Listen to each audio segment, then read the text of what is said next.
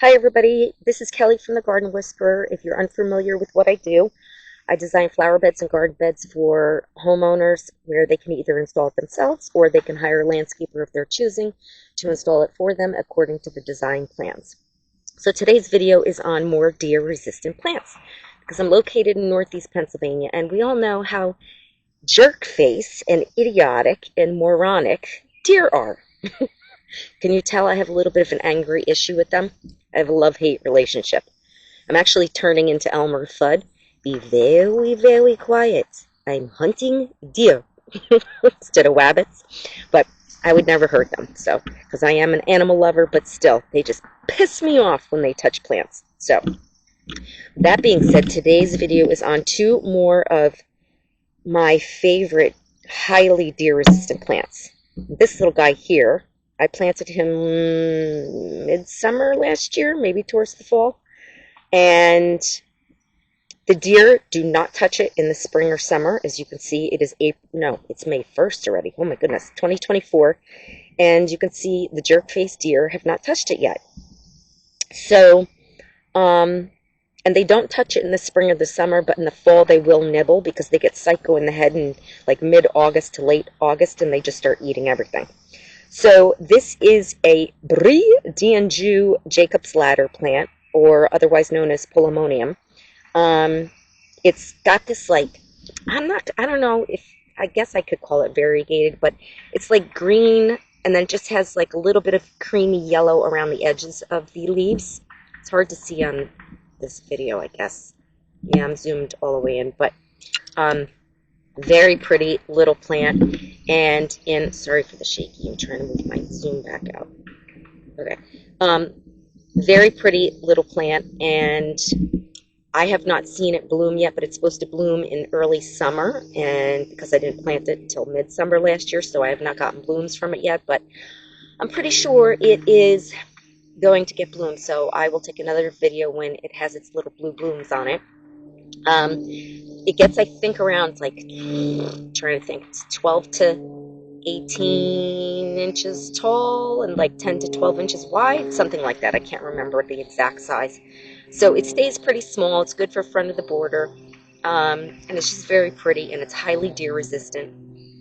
It likes moist, well-draining soil, compost rich, and it likes part shade to full shade.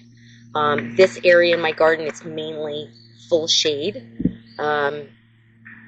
Still getting a little bit of sun because the tree leaves are not fully filled in yet, but once they do, it's going to become full shade over on this side of this garden bed.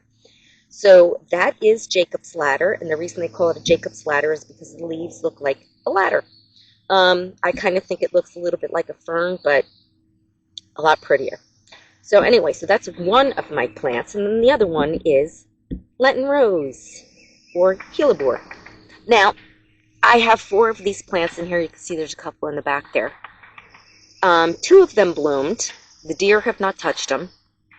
But the one plant in the back right there, the morons, it bloomed and the morons did not eat it, but they stepped on it. So the entire stalk was just laying on the ground. Because they're big retards. They walk through the garden just stomping on anything, just clueless as to what they're doing. Yeah, so that stalk got ripped off. So anyway, but they're doing really, really well. Same thing, they like shade, moist, well-draining soil, compost rich, and the deer don't touch them until, same thing, the fall.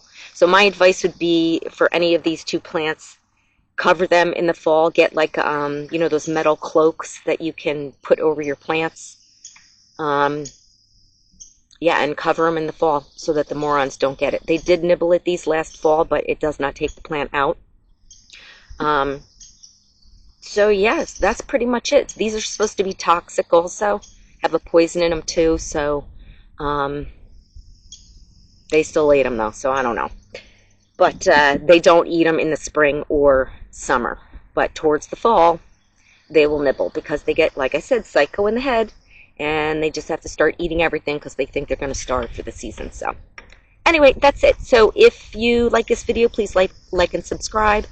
If you're interested in hiring my design services, you can find me, find my contact information at the-garden-whisperer.com. Again, it's the-garden-whisperer.com.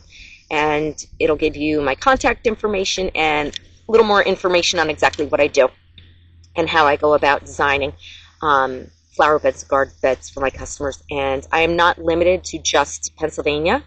So if you are in another state in the United States, then you can contact me as well. So that's pretty much it for today. Yeah. So, and this one's called Glenda's Gloss. That's the Helibor name. So anyway, it's actually had the blooms on there for about a month now. It's been a while, so it's doing good. And the others they're just foliage right now, but they will get blooms, I'm sure, next year. So anyway, that's it. Until then, happy gardening, and I'll talk to you guys soon. Bye.